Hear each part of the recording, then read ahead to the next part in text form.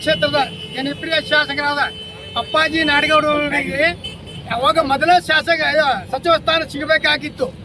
ಮೊನ್ನೆ ಒಂದು ತಿಂಗಳ ಹಿಂದೆ ನಾವು ನಿಯೋಗದೊಂದಿಗೆ ಎಲ್ಲ ಮುದ್ದೇಬಾಳ ಮತಕ್ಷೇತ್ರ ಎಲ್ಲ ಪ್ರತಿನಿಧಿಗಳು ಹೋಗಿದ್ದೀವಿ. ಅವಾಗ ಎಲ್ಲರೂ ನಮಗೆ ಆಶ್ವಾಸನೆ ಕೊಟ್ಟಿದ್ರು. ನಮ್ಮ ಡಿ ಕೆ ಶಿವಕುಮಾರ್ ಸಾಹೇಬರು ಏನು ಹೇಳಿದ್ರಪ್ಪ ಅಂದ್ರೆ, ನಮ್ಮ ನಾಡಗೌಡ ಸಾಹೇಬರು ನಾವು ಒಂದೇ ಸಲ ಆರಿಸಿ ಬಂದೀವಿ, ಒಂದೇ ಸಲ ಮಂತ್ರಿ ಮಂಡಲದಲ್ಲಿ ಸ್ಥಾನ ಪಡೆದಿದ್ದೇವೆ.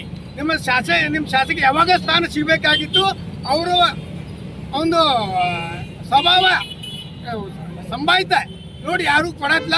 ಅವ್ರಿಗೆ ಮುಂದಿನ ಜಮಾನ ನಾವು ಅವ್ರಿಗೆ ಸಚಿವ ಕೊಟ್ಟೇವೆ, ಒಂದು ಆಶ್ವಾಸನೆ ಕೊಟ್ಟಿದ್ರು. ಈಗ ಮಾತಿಗೆ ತಪ್ಪಿದ್ದಾರೆ ಅಂತ ಹೇಳಿ ಅವ್ರಿಗೆ ಧಿಕ್ಕಾರ ಕೇಳ್ತೀನಿ. ನಾನು ಸಚಿವ ನಮ್ಗೆ CM ಸಾಹೇಬ್ರಿಗೆ ನಾನು ಧಿಕ್ಕಾರಕ್ಕೆ ಹೋಗ್ತೀನಿ ಅವ್ರಿಗೆ. ಯಾಕಂತ ನಾವು ಅವ್ರ ಮನೆಗೆ ಹೋದಾಗ ಅವ್ರು ನಮ್ಗೆ ಆಶ್ವಾಸನೆ ಕೊಟ್ಟಿದ್ರು. ಯಾವುದೇ ಪರಿಸ್ಥಿತಿಯಲ್ಲಿ ಶಾಸಕರಿಗೆ ನಾವು ಸಚಿವ ಸ್ಥಾನ ಕೊಡ್ತೀವಿ ಅಂತ ಅವ್ರು ಹೇಳಿದ್ರು. BK ಹರಿಪ್ರಸಾದ್ ಅವರು ಹೇಳಿದ್ರು. ನಾವು ನೋಡ್ರಿ ನಮ್ಮ ಶಾಸಕರು ಏನೋ ನಾವು ಕಳಂಕಿ ರೈತ ಅದಾರ ಅಂತ ನಾವು ಹೇಳಿದಾಗ ಅವ್ರು ಹೇಳ್ತು, ನಿಮ್ಮ ಶಾಸಕ ಅದೇ ತಪ್ಪು ಮಾಡ್ಯಾರಪ್ಪ, ನಿಮ್ಮ ಶಾಸಕರು ಎಲ್ಲ ಎದ್ದು ಹಾಕಿದ್ರೆ ಬರೋಬ್ಬರ ಇತ್ತು, ನಿಮ್ಮ ಶಾಸಕರು ಒಳ್ಳೆ ಮನಸ್ಸಿಂದ ಸಮಾಜ ಮಂದಿ ಅದಾರ, ಅದಕ್ಕೆ ಸಚಿವ ಸ್ಥಾನ ಸಿಗತ್ತಿಲ್ಲ, ನಿಮ್ಮ ಶಾಸಕರು ಎಲ್ಲ ರೀತಿಯಿಂದ ಮಾಡ್ಕೊಬಂದು ಸಿಗ್ತದೆ ಅಂತ ಹೇಳಿದಾರೆ. ಅವರು ನಮ್ಮ ಸಚಿವ ಸ್ಥಾನ ಕೊಡ್ತೀನಿ ಅಂತ ಆಶ್ವಾಸನೆ ಕೊಟ್ಟಿದ್ರು. ಈಗ ಅವರು ಈ ದಾರಿ ಅವರು ಮಾತಿಗೆ ತಪ್ಪಿದ್ದಾರೆ. ನಾವು ಇವತ್ತು ನಮ್ಮ ಕಾಂಗ್ರೆಸ್ ಇದು ನಮ್ಮ ಇದು ಹೈಕಮಾಂಡ್ ನಮ್ಮ ನಾವು ಸದಸ್ಯತ್ವಕ್ಕೆ ನಮ್ಮ ಕಾಂಗ್ರೆಸ್ ರಾಜೀನಾಮೆ ಕೊಡ್ತಾ ಇದ್ದೀನಿ. ಈ ಮುಂದಿನ ದಿನಮಾನದಲ್ಲಿ ಯಾವುದೇ ಕಾಂಗ್ರೆಸ್ ಕಾರ್ಯಕ್ರಮ ಇದ್ರೆ ನಾವು ಭಾಗವಹಿಸುದು ಅಂತ ಹೇಳಿ ಇವತ್ತು ಅಪ್ಪಣೆ ಮಾಡುತ್ತಿದ್ದೇನೆ.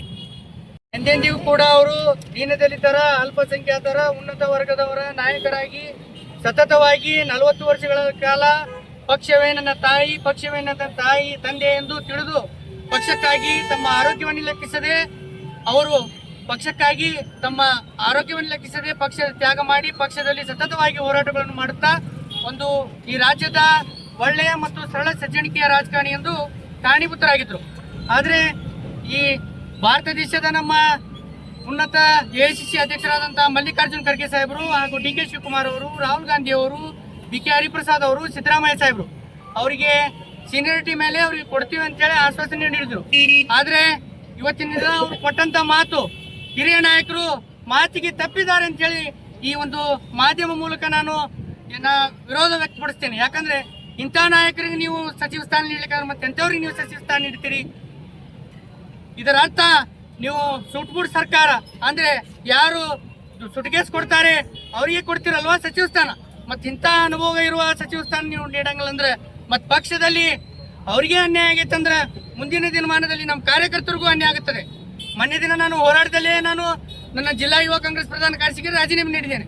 ನಾನು ಪದೇ ಪದೇ ಮತ್ತೊಮ್ಮೆ ಈ ಮಾತನ್ನು ಯಾಕೆ ಹೇಳ್ತಿದ್ದೇನೆ ಅಂದ್ರೆ, ಉತ್ತರ ಕರ್ನಾಟಕದಲ್ಲಿ ನಮ್ಮ ಬಾಲ್ಕೋಟ್ ಆಗಲಿ, ಗದಗ ಆಗಲಿ, ಬೆಳಗಾವಿ ಆಗಲಿ, ಎಲ್ಲೇ ಹೋಗಲಿ ಪಕ್ಷ ಯಾವುದೇ ಒಂದು ಅಭ್ಯರ್ಥಿ ನಡೆದಾಗ ಉಪಚುನಾವಣೆಯಲ್ಲಿ ಮತ್ತು ಚುನಾವಣೆಯಲ್ಲಿ ಪಕ್ಷದ ಉಸ್ತುವಾರಿಯಾಗಿ ಕಾರ್ಯನಿರ್ವಹಿಸಿದ ಧೀಮಂತ ಇಂಥ ನಾಯಕರು ಈ ರಾಜ್ಯದಲ್ಲಿ ದುರ್ಬಿಂಜ ಹಾಕಿ ಕನ್ನಡಿ ಹಾಕಿ ಹುಡುಕಿದ್ರು ಕೂಡ ರಾಹುಲ್ ಗಾಂಧಿ ಅವರೇ, DK ಶಿವಕುಮಾರ್ ಅವರೇ, ಇಂಥ ನಾಯಕರು ನಿಮ್ಗೆ ಸಿಗಲ್ಲ.